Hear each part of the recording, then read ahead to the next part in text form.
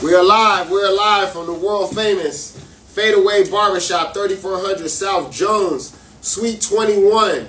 And this is the Cloth Talk Show.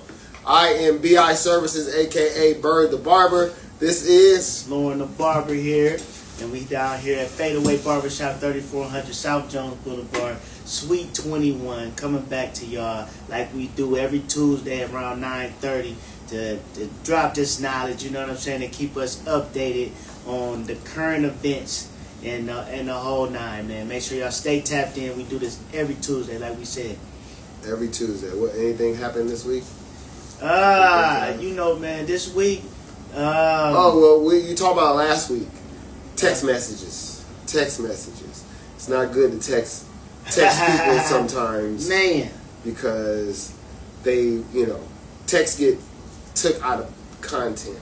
So it's better to talk to people, right? Man, would that be your advice for the week? Definitely, man. It should go in order, man. If you want to talk to somebody in person, if you can't do that, then you talk to them on the phone, and if that can't happen, then the last resort is text messaging, because text messaging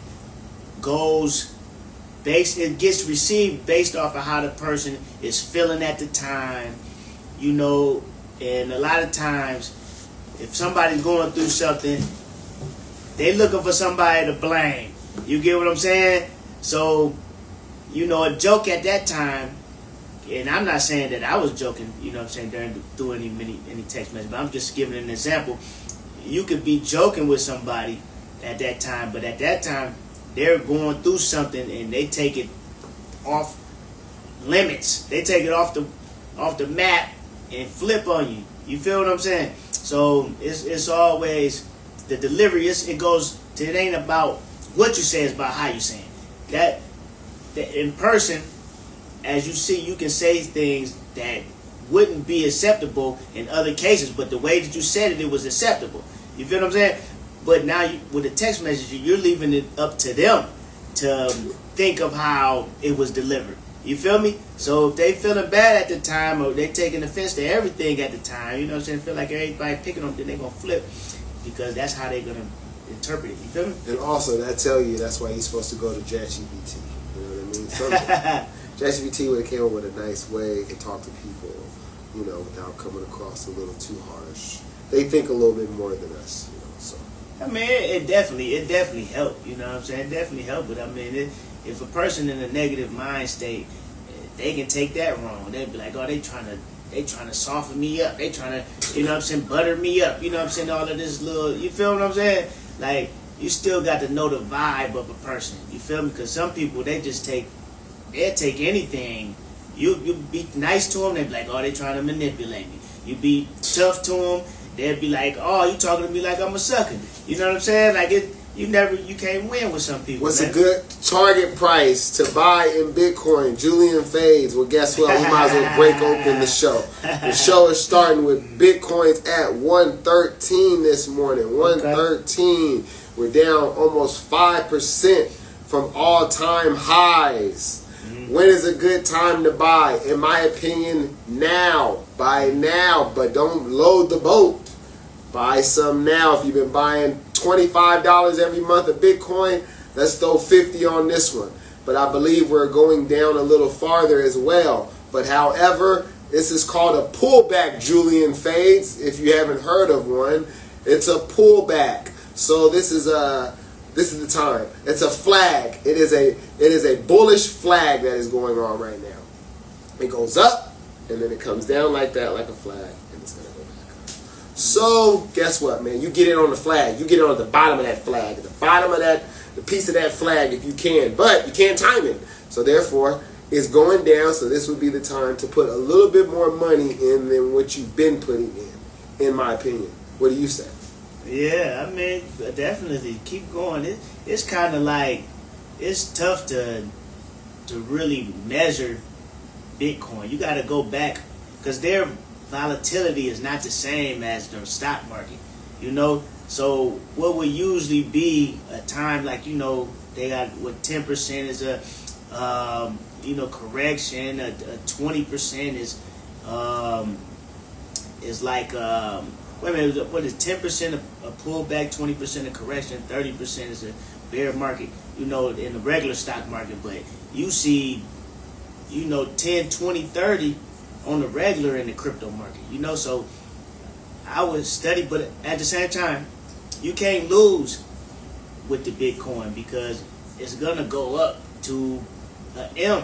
Now, if you need some money right now, I wouldn't tell you. If you're trying to think that you're going to put some money in right now, tomorrow it's going to double up, triple up, like, you know, I wouldn't put my money in there. But if you believe that the Bitcoin is going to go up to $1 million, like they say, it already then showed me in my lifetime from less than 10,000 up to 100,000, you know, and I just believe in the product. So I just say put in, you know, yeah, just put in. But if you need the money right now, you're trying to flip something, don't do it.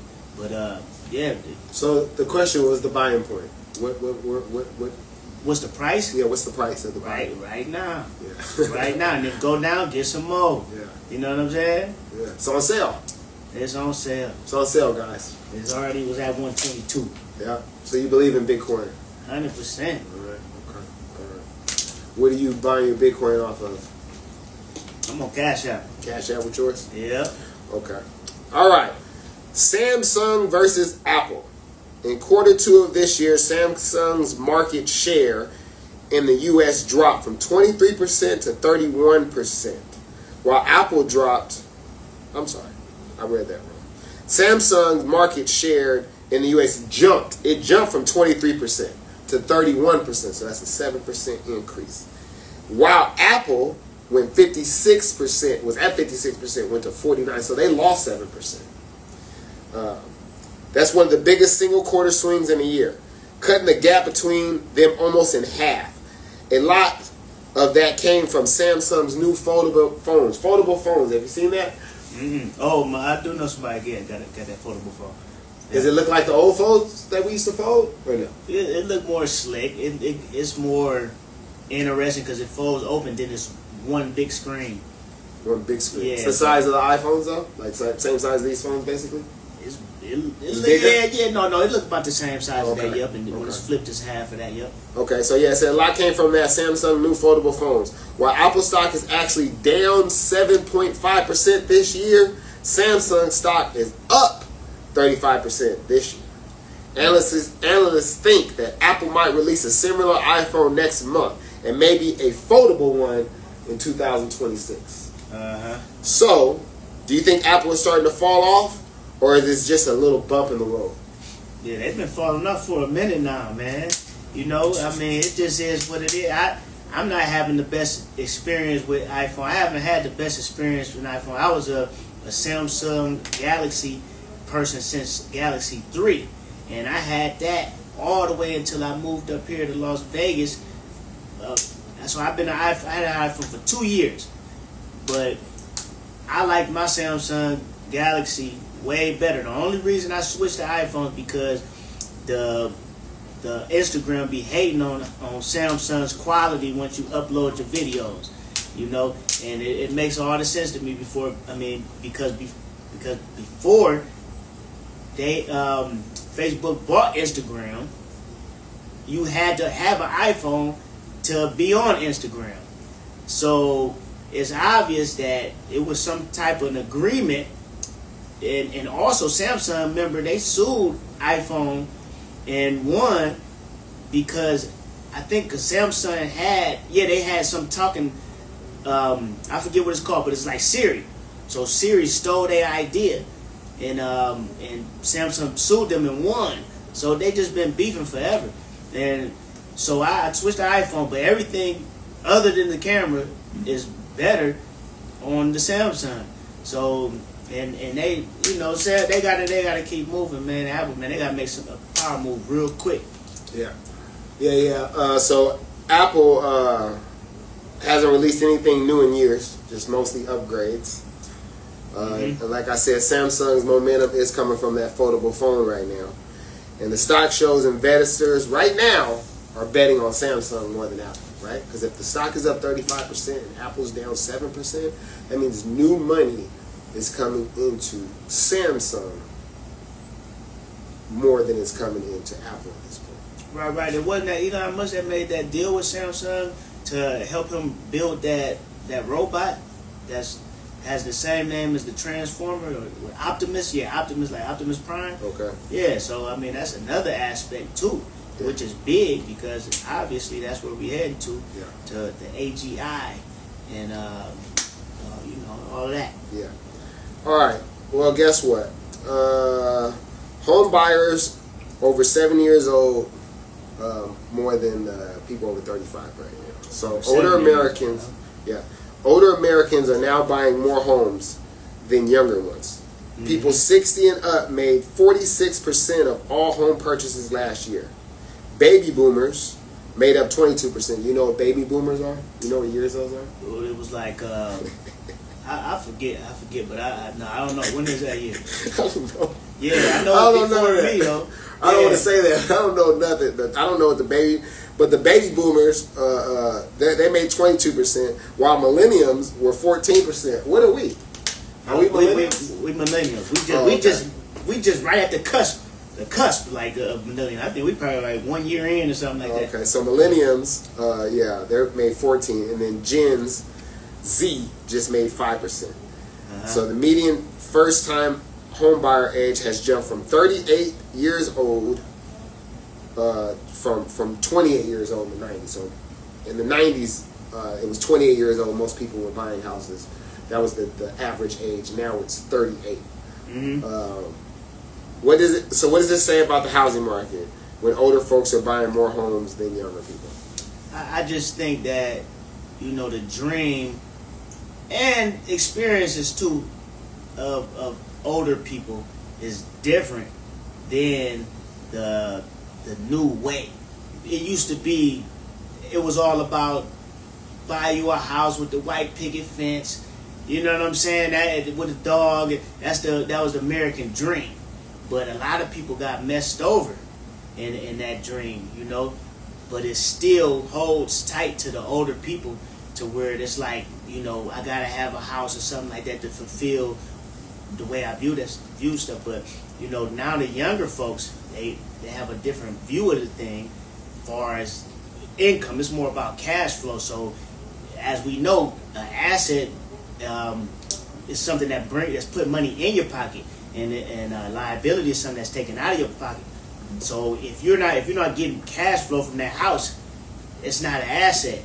So you're just buying a house and you're paying, and it's coming out of your money. So I think it's more of an entrepreneur mindset nowadays with these young folks.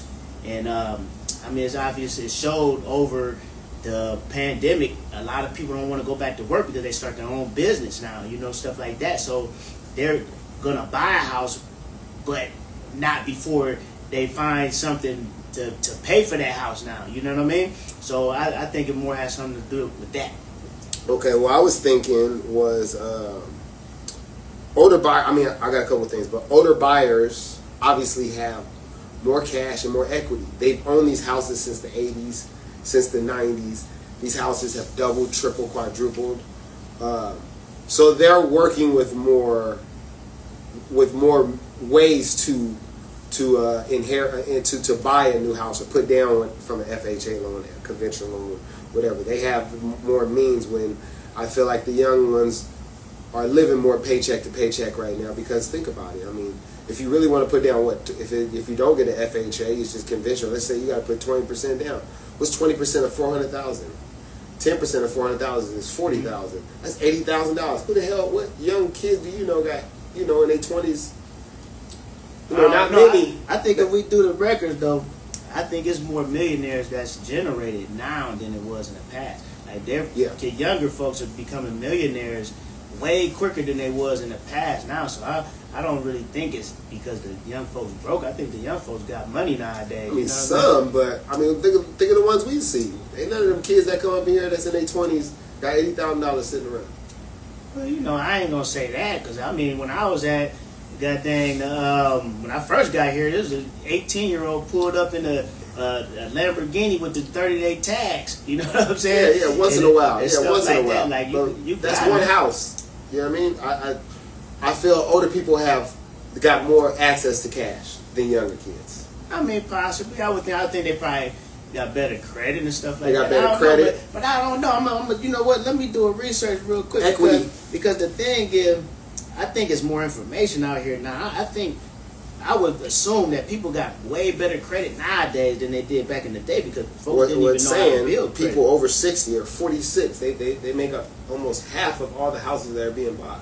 Yeah, you said that's 40. What you say? 46% from 60 on up. Yeah, the older folks. So 50% every home every 2 homes that are being bought, 60 and over is buying it. Right.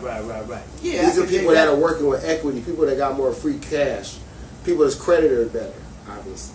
I mean, but it's still a choice though. So like, are they buying it to live in, or are you talking about people are entering the business of real estate?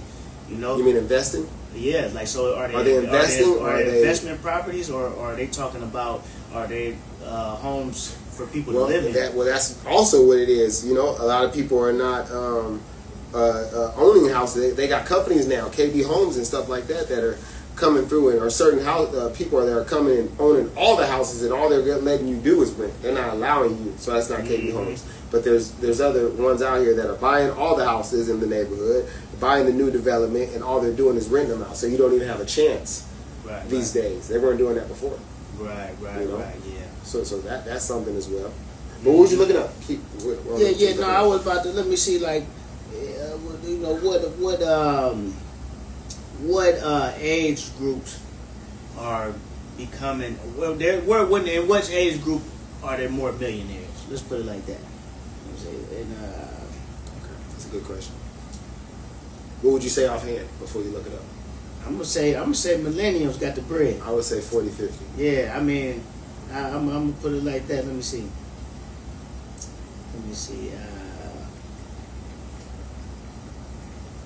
Yeah, and high interest rates also make it tough for younger buyers. But from what I heard, I haven't done the research, but home interest rates were higher than this before. This is the highest interest rates have been.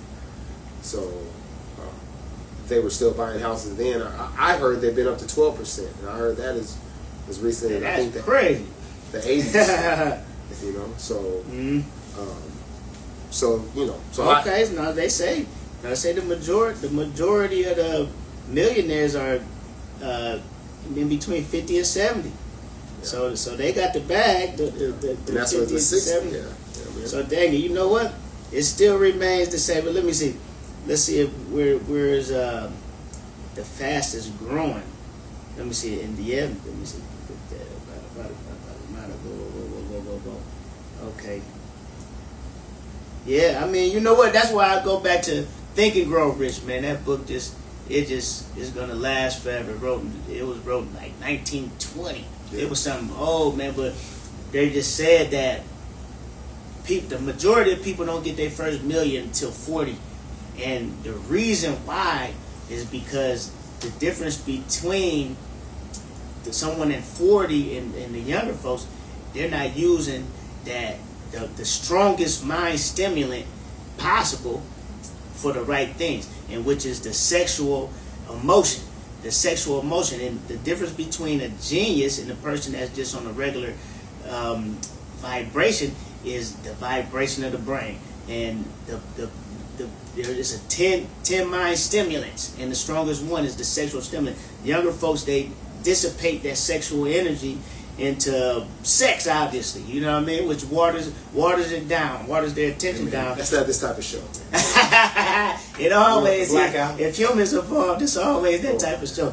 But it's a financial point though, and but the concentration, like you're supposed to use that. They call it sexual transmutation. Use that sexual energy in order to express yourself through art, through finance. An example is artists, for example, the best artists of all time, their best work usually is done because of the influence of a woman that they like, they want to impress them. You know what I mean? You can just think of it like you go out to the club, guys want to show off in front of the girls, so that now they turning to Superman, they tough. You know, you want to you know, whatever to impress a girl. But you're using that sexual energy and you're using it for another craft or something like that in order to impress, instead of just going straight to the girl and just trying to have sex with her. You know what I'm saying? But everybody read that book, Think and Grow Rich. Yeah. All right. Yep. Took a little turn, but all right. Perplexity. Why don't you tell the people what perplexity is? Perplexity, man, it's a great. What was interesting, but it's artificial intelligence, but it's the replacement of Google. So the things that you can look up for Google, like usually what you look for Google, when you look it up on Perplexity, is going to give you the exact links that you're looking for, but it's going to give you the information as if it was a chat GPT, but also give you the resources and also give you pictures, regular pictures from these resources, stuff like that. And it was interesting, I went to Perplexity yesterday, and now it's saying it has Claude and ChatGPT. And I got to look further into it. I didn't look all the way into it, but I guess they're including ChatGPT. You can do a ChatGPT or a Claude research, search through Perplexity. So, yeah, I'm going to tap into that. All right. AI company Perplexity offers to buy Google Chrome browser.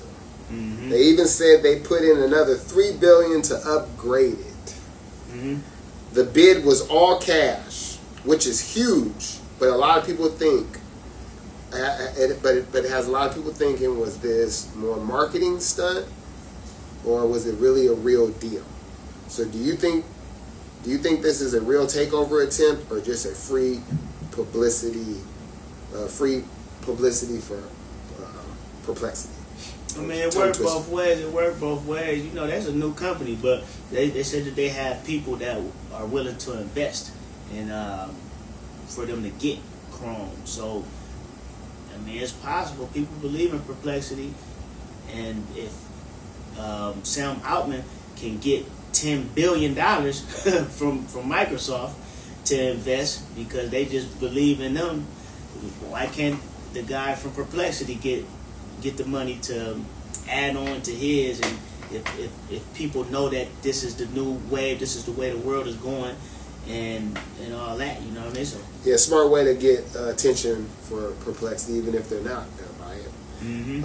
$34 billion what they've offered, $34 billion and a half, is about half of their whole market, their whole value. Mm-hmm. So they're valued at 70 million, a little over 70 million.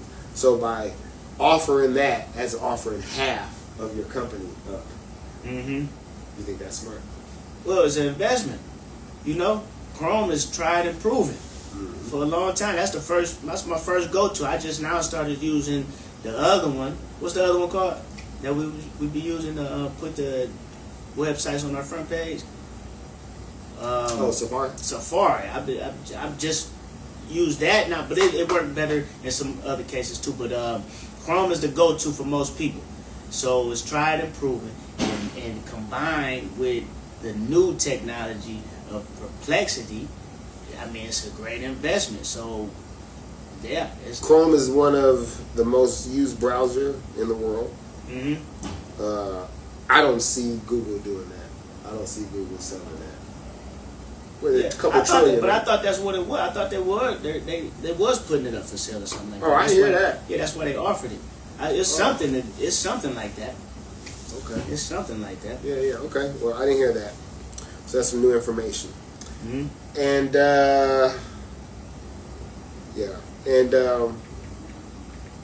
that's about it, man. I think that's a good move for them to try because, man, like you said, that's the go-to. So if you can get the big dog out of the way and make them come work with you, you pretty much, you've cut your work in half. Mm-hmm. By getting all their subscribers, all their faithful people that have been doing Google Chrome for the past, 10 to 15 years. They've been messing with Google Chrome. They don't know nothing about Perplexity, mm-hmm. right?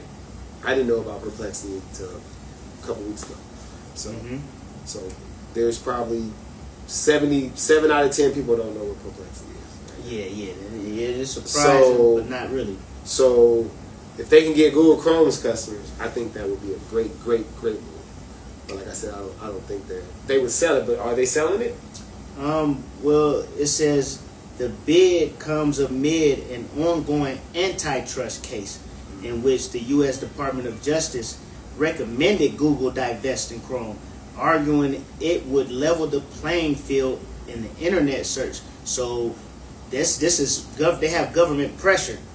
Oh, to do it. Yeah, so just like back in the day where they forced Microsoft to divide up because they had a monopoly.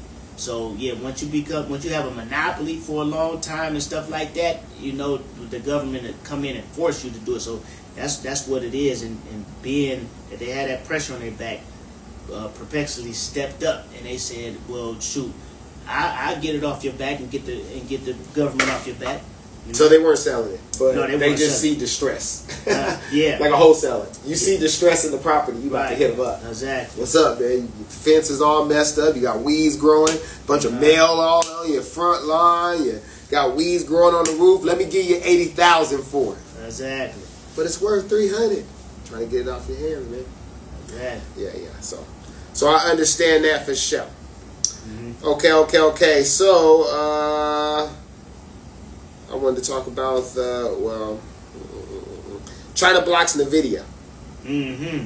China just told their big tech companies, ByteDance, Alibaba, and Tencent, to stop buying NVIDIA H2O IA chips. They say it's for security reasons.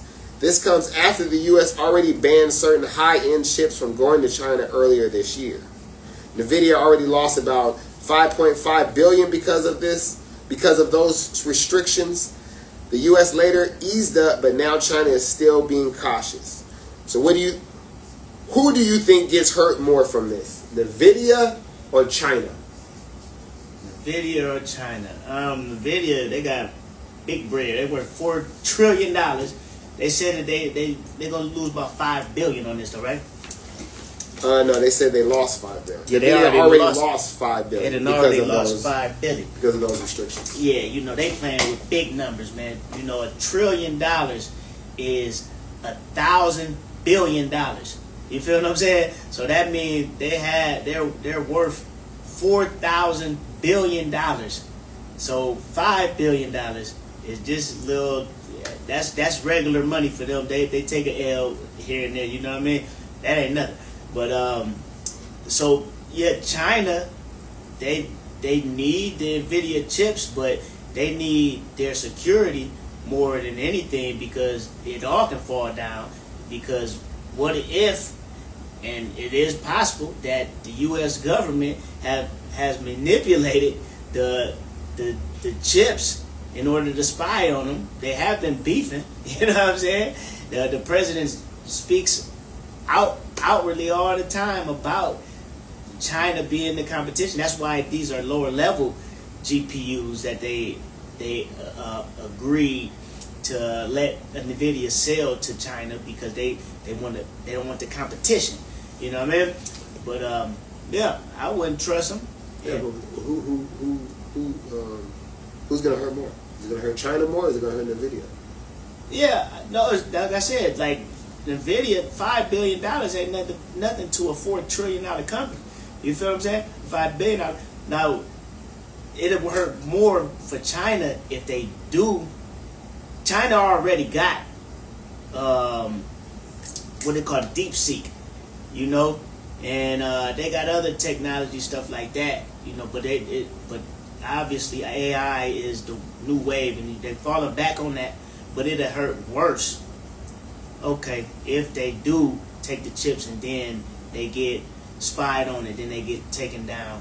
So it hurts China more. Let's say that it hurt China more. Okay, so you think so you think China gets hurt more from this than NVIDIA? Yeah, because NVIDIA got the green light.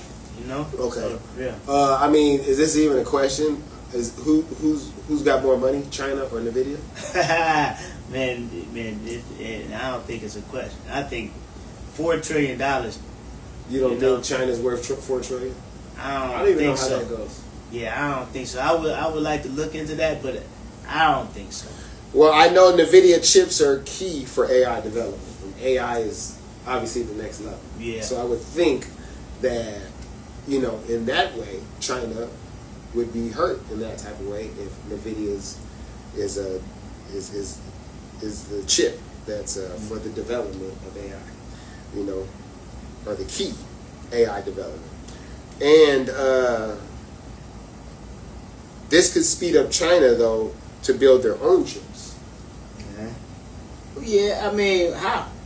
Well, I'm pretty sure they got some people out there doing their chips. And if they put some money into them, more money, then, just like they got a bunch of electric cars over there, right? Yeah, they do. They ain't doing, so you can put some money into it, So let me see. I just looked up how much is China worth, and it says that 2025 they're worth $19.5 billion. So $19.5 billion. That ain't shit. That ain't, but look how, let me see how they break it down in a certain way. Let me see. What is America worth? Yeah, America in debt like trillions of dollars. We ain't worth nothing. Man, we was in debt trillions of dollars before the goddamn pandemic. You know what I'm saying? So let me see. I'm gonna look at that real quick though. Let me see.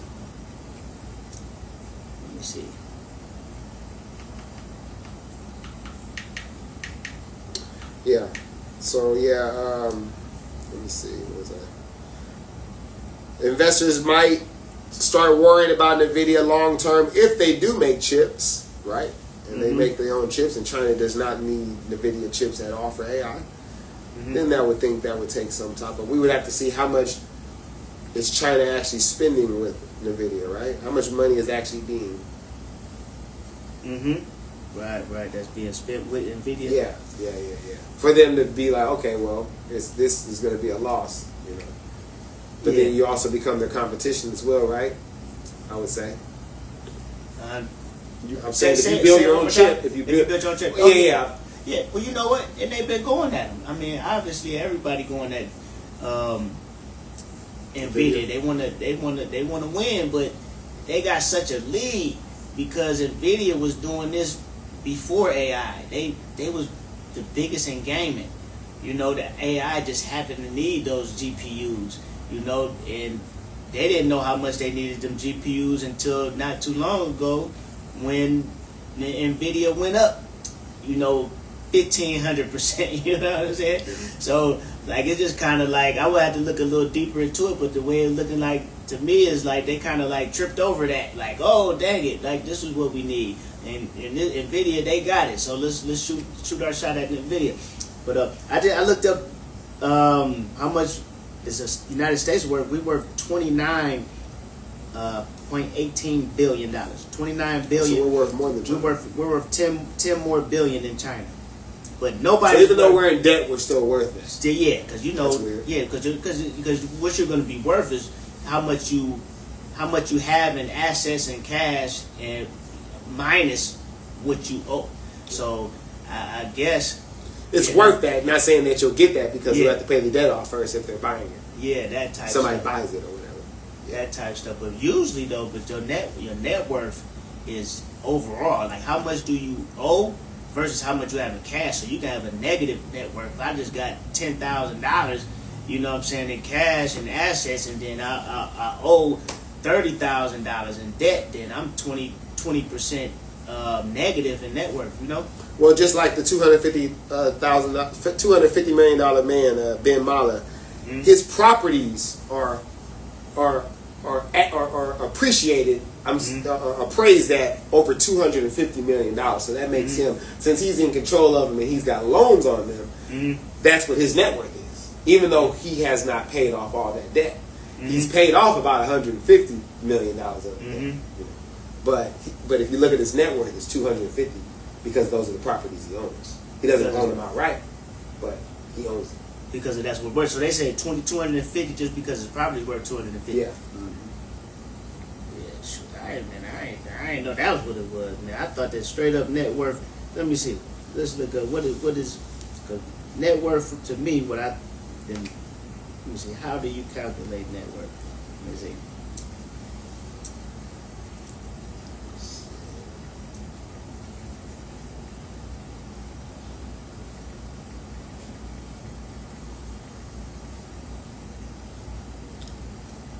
Oh shoot, hold on. Really quick. Boom. Let me see. I did a search instead of a chat. Using Chat GPT, of course. You know, but it was like okay, yeah, so how many assets, let me see. And then okay, so yeah, so that's what it is. It's your assets minus your liabilities. So if your assets is your money, your bank accounts, your investments, property, vehicles, value of your businesses, your Roth IRAs, whatever, your jewels and art, all that type of stuff, and then obviously your liabilities, your debts, your loans, your mortgage, car loan, what you owe to the IRS, student loans. So yeah, so if you have $350,000 in assets, and then you have $225,000 in your debt, then you have a $125,000 net worth. Yeah, so that's what it is. So he has to have, if he has a $250 million net worth, then he has to have $250. Let me see, and $500 million. Let me see something. Oh, like estimate his net worth between 20. Yeah, so he has to have $250 million more than he does debt. So, but this is how much property he has. He has $250 million worth of property. He's not paid off all that stuff. Yeah. But the worth of the house has got to be more than what he owe. You feel me? So like if he got to have his property got to be worth $250 million. But then he it got to be more than that. So it got to be fine, like you said. Got to, let me see, what did it say? 500 million. It's 200. Yeah, the interview came out like 5 years ago. He was worth 250. So he's probably worth even more now because he's bought more properties. But what I'm saying is, his thing is he doesn't pay off anything.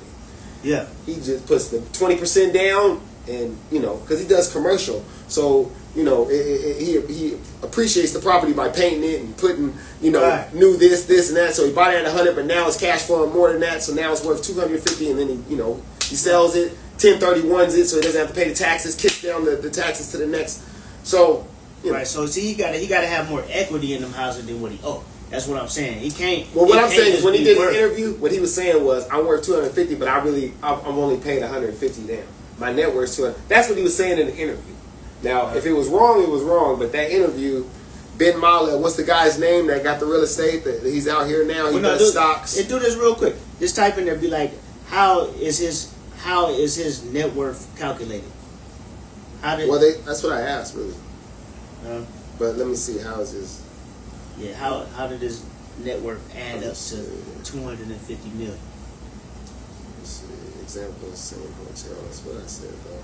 People think you're worth 250 for a Molly. You just buy up properties and buy them all, but it's not that really. Okay, question.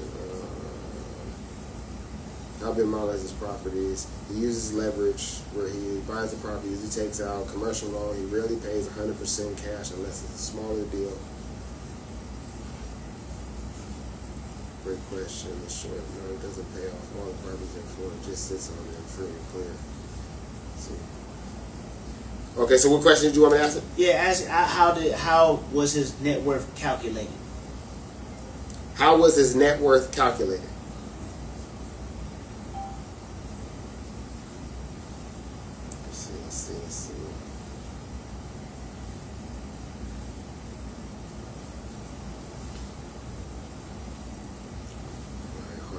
People figure out Ben Mallah's net worth, not like his closest bank accounts online, so estimates. On the real quick, if y'all tuning in right now, we adding up, we figuring out how to. We got Ben Mallah as the example, and we're seeing how they calculated his net worth of $250 million.